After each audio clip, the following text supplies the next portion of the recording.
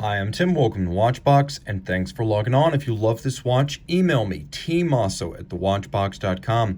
Your purchase and pricing email question line for buying this or any watch you see on any Watchbox platform. Reach out to me directly. It's in the description below, tmosso@thewatchbox.com.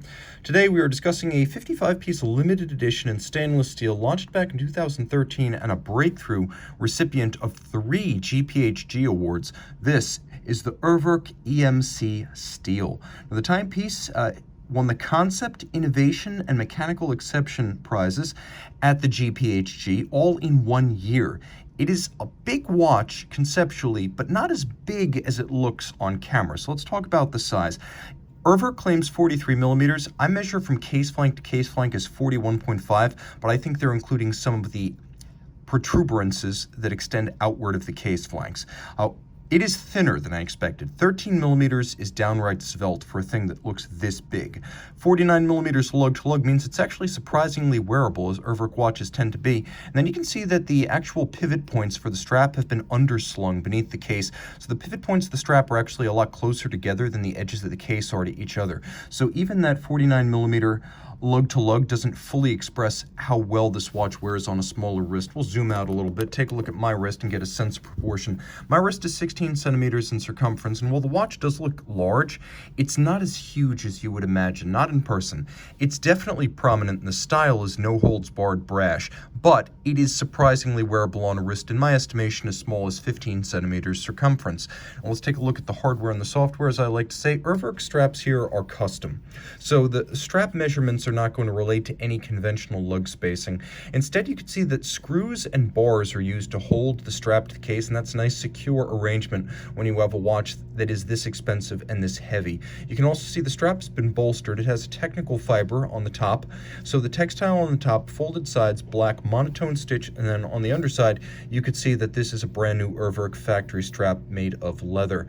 You can also see some of the fun features of this watch from the underside, including the fully mechanical movement, along with the circuitry and the optical sensors that enable the electromechanical control mechanism, basically a chronoscope built into the watch. If you want to withdraw the crown, there is a little push tab on the bottom that will pop the crown out, and you'll note it will also hack the seconds hand when the crown pops out. You can see that there is a button for actuating the electromechanical control, basically a chronoscope that gives you the instantaneous rate of your watch's balance. And then turning a Maxim generator on what would normally be the 3 o'clock side of the watch, we have a deployable crank. So a little bit like cranking your Tin Lizzie, it allows you to store up enough energy for the optical sensor and the microprocessor to gauge the rate of your watch. Is it gaining time? Is it losing time? You look up to the display at what we'd conventionally call, I guess, about 10 o'clock on the dial. You press, and then from the delta, it gives you clarity regarding how fast the watch is running. So running a little bit fast, a little bit slow, and you can see that the watch is running a little bit slow right now because it's been resting for a while. You can also see that there is a power reserve indicator. The power reserve is manual wind and 80 hours. Let's pop the crown out one more time, take a quick look at the dial. You actually read the time, as you can see, down at, well, what we'd conventionally call about 4:30. Now, all of these dials are loomed, and you will see the loom in a moment, but I want to call attention to the finishing, first of the hands themselves on the dial, gorgeous and brushed, and then the same degree of attention should be paid to the case itself, which is a combination of satin finish, linear grain, and then media blasting. And you can see that the facets of the case on the flanks, as well as the ends, feature that lovely media blasting. So the finish of this watch is remarkably intricate and also disciplined. It took a ton of time to make all this happen.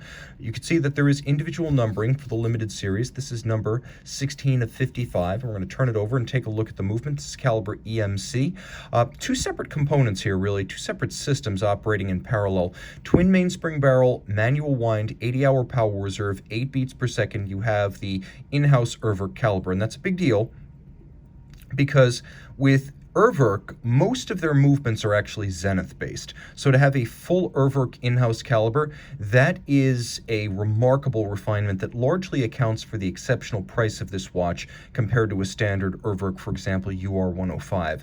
You'll also note that there's a fine-tuning mechanism and a scale that actually has an index, and you can fine-tune. So if for whatever reason you were to run this watch for an extended period of time and find that it's stabilized, running a little slow or a little fast, Urwerk gives you the means to actually change the timing of your watch. That's the second component. You have the chronoscope that gives you the rate, and then you have the timing mechanism that allows you to make those adjustments yourself without resort to a watchmaker. All of this is 30 meters water resistant. You can see it is traditionally finished. There's solarization on the top barrel, Cote de Genève across the base plate. You can also see black polished screws.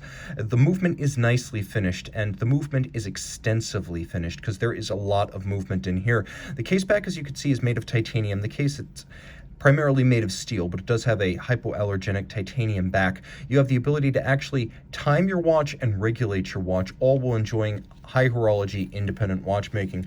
As Urwerk, founded in 1997 by Martin Fry and Felix Baumgartner, is now one of the veterans in the independent watchmaking space. Reach out to Team Mosso at thewatchbox.com for purchase and pricing details of this Urwerk EMC. And we are back with the Urwerk EMC. You can see the chronoscope. Now the watch has been running. It's bang on, barely losing a second per 24 hours. So that's the chronoscope. I should also mention this little dial down in the lower left-hand corner. That is actually the movement power reserve scale.